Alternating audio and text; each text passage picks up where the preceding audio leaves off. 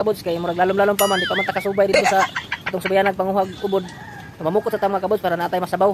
So sugar na nato pamukot mga kabuds. Magasabaw o magakilaw. Ano mga kabuds, tirada ni si Kabuds Ri sa pagplaster ng ato ang pagluto mga kabuds. Mga kabuds oh.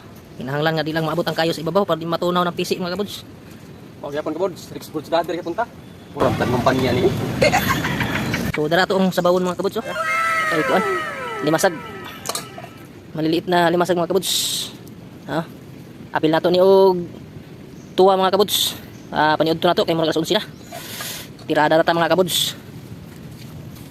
So isulod lang nako daan ning kasag mga kabuds. Ay para dili mangambak. Ha.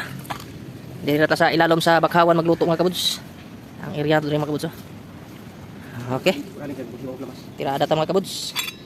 Luto na mga kabuds. Itong sinabaw nga isda. Ngaon na ta mga kabuds.